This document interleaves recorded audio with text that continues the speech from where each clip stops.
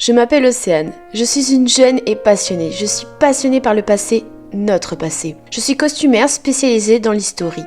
Avant de vous parler du présent, de ce que je fais et ce que je prône, laissez-moi vous raconter mon histoire, mon parcours. Depuis mon jeune âge, je suis émerveillée par l'histoire, avec un grand H. Et dans mes souvenirs les plus lointains, j'ai toujours adoré les princesses, les reines et tous ceux qui les entourent, mais pas pour leur côté magique et féerique, mais pour leur rôle en tant que tel, leur prestance, leur rôle dans la société.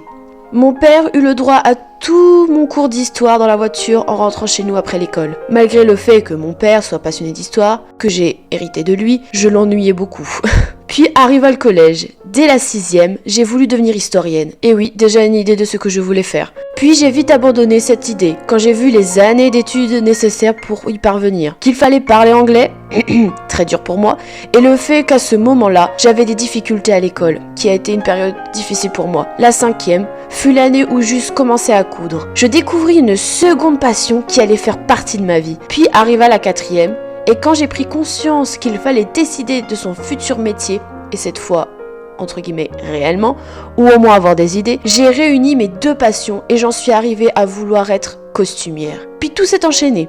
Le baccalauréat professionnel des métiers de la mode et du vêtement qui m'a permis d'avoir toutes les bases dans la confection et enfin le diplôme technique des métiers du spectacle, option habillage, pour avoir les connaissances dans l'histoire du costume. J'attendais cela depuis tellement longtemps, dans la confection et l'entretien des costumes. Après mes études, j'ai eu l'opportunité de faire une saison au Puy du Fou dans l'entretien des costumes. Ça a été une très bonne expérience et j'en retiens que du positif, un petit peu négatif mais surtout du positif, et j'ai rencontré des gens merveilleux. Mes valeurs. J'accorde une importance primordiale au local, au fait main et à l'impact écologique que j'ai. Mes costumes sont réalisés par mes soins avec au mieux possible des matières récupérées. C'est un point important pour moi. Il faut être curieux. On ne peut que grandir intellectuellement et comprendre la vie. Je crois sincèrement que l'on peut comprendre notre présent seulement si nous n'oublions pas notre passé. L'histoire nous permet de ne pas reproduire les mêmes erreurs. Ce ne sont pas juste des dates et des personnes à retenir à l'école. Ceux qui ne connaissent pas leur histoire s'exposent à ce qu'elle recommence. Elie Wiesel.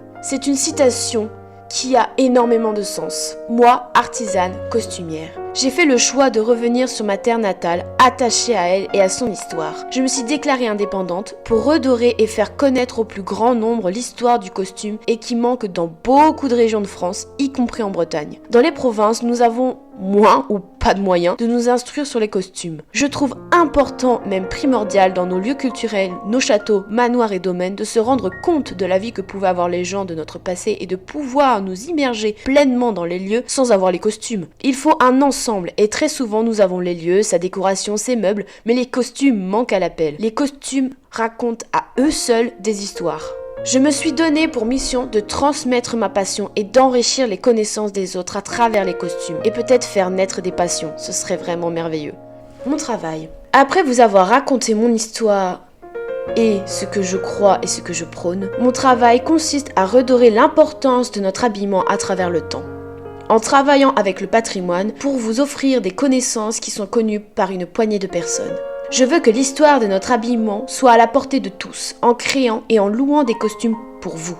Je réalise en parallèle des déguisements pour des événements qui sont plus appropriés à celui-ci par rapport à un costume, pour le bien du costume. Attention, petit aparté, à bien différencier un costume et un déguisement. Ne dites jamais à un costumé qu'il a fait des déguisements et que quelqu'un qui est costumé, qu'il est déguisé. C'est un petit peu beaucoup insultant. Un costume a fait l'objet d'énormément d'heures de recherche et a des choix techniques très pointilleux. Un déguisement, lui, est une caricature, par exemple, d'une époque. Les déguisements accentuent les mauvaises idées que l'on se fait d'une époque.